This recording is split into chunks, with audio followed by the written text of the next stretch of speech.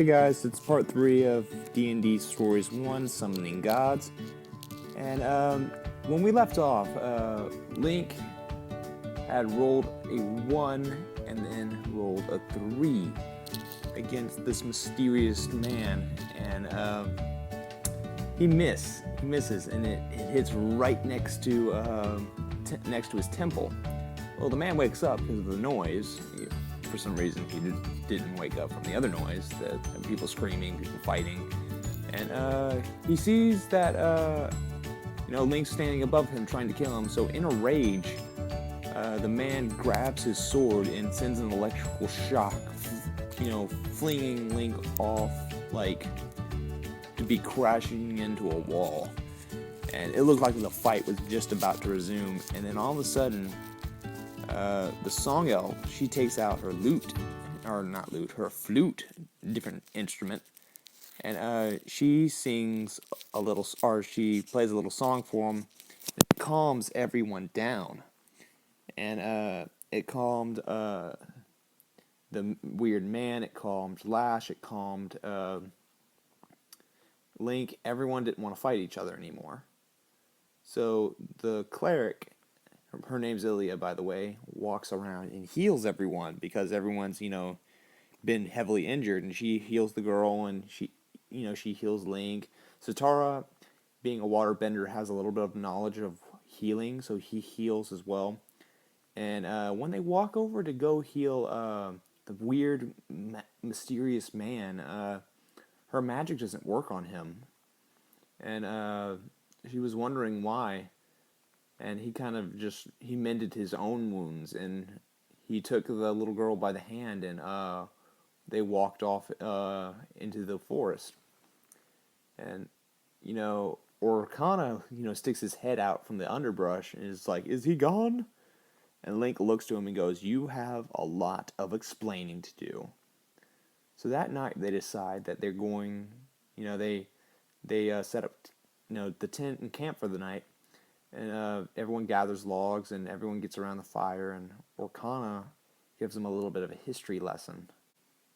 In this area that they're part in, there used to be two old kingdoms. There was a kingdom of humans and a kingdom of orcs. And there was a war that raged on for a very long time. And the orcs overtook the humans. And once that happened, the orcs decided to take all the nobles' children as not hostages, as like trophy slaves to their nobles. And one of these was the son of the general who fought the war against them, and his name was Lando. And he served as a slave. They treated him very, very poorly. And one day, the orc magicians and wizards they came up with they wanted to make a super soldier, so they never had to fight like this giant bloody war again. Well, their idea of a super soldier was someone who was magically enhanced, but at the same time would one day become immune to magic. So they tried this on orcs, and orcs, they got the power boost, and their body could withstand the power, but they ended up going insane. They ended up they were defective super weapons, and they couldn't do it. Well, they decided, well, we're killing all of our own men anyway, we might as well start using the noblemen's slaves. Because, why risk our own men when we can just mess up with them and figure out what we did wrong and do it right? Well, they did this, and everyone died. Like, there were no survivors. No one was strong enough except one child, and his name was Lando. Lando became very strong, and he was all very hate-filled individual. He worked toward like the orcs would send him on missions, and he would comply with their missions. He would turn on his own brothers and sisters, quote unquote, other humans that were running away from the orc army.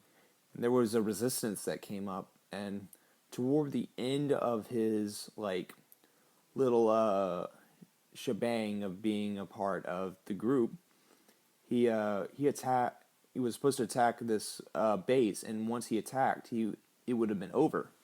He would have been formally considered the super weapon, and the super weapon would have been a success. And he sees that when they break in through this place, and he's cutting down dudes, and it's like nothing because he's a super soldier. He sees the person he's supposed to assassinate is his own mother, and he can't go through with it because even though he's a killer and he enjoys killing people, like he enjoyed turning on his brothers and sisters, he couldn't bring himself to kill her, and he said he wasn't going to do it.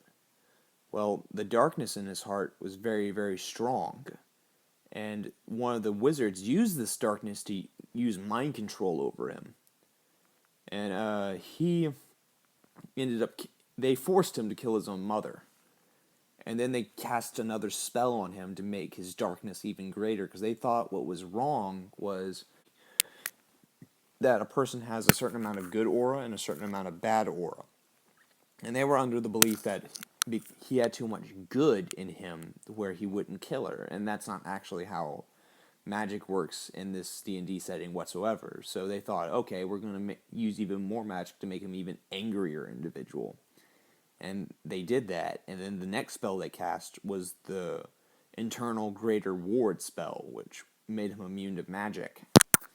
And then they were like, okay, he's evil, he's one of us now. He became so evil and so full of hatred that he turned on his masters and slaughtered them all except one, and that one was called Orkana.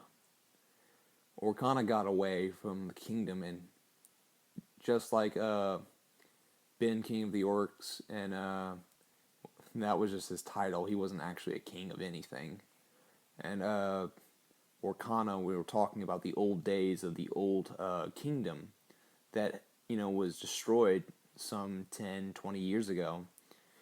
And now this man comes up with a girl.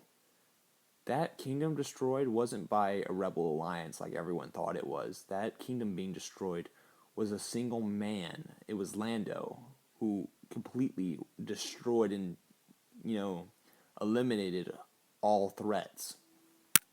So they take he took his sister, but when he went back to the Orc Kingdom and slaughtered everyone, and the Orc Empire fell, and more humans that weren't the same humans from that area, but came in and basically built their own kingdom. That's not this kingdom. This isn't Franz. That's not how it came about. But they had a hand in coming in and repairing everything after the war. And Link kind of looks up and he's like, "You're a horrible person." He's like, "I know. I did things, and I didn't. At first, I thought it was, for the greater good of my country, but it really messed up a lot of people, and a lot of people died because of me." And Link tells him that he will protect him until the mission's over, but once the mission's over, he's on his own. And he said, "Fair enough." And the entire party's kind of pissed off at Orkana now because he's a jerk, and they kind of all felt bad for wanting to kill.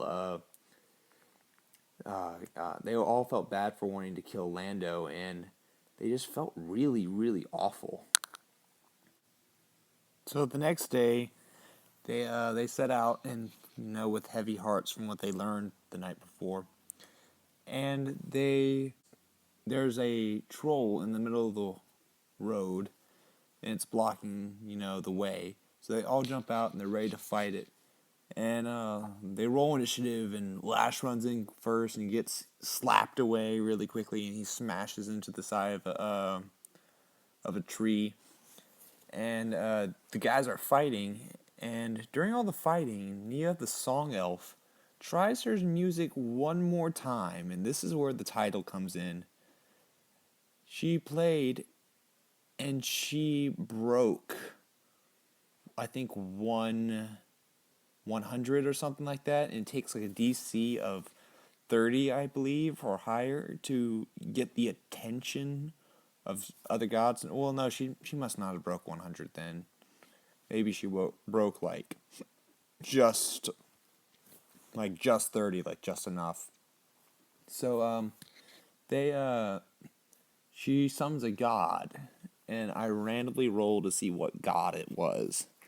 And the god's name was Rebecca, and I was using some kind of random god sheet or something.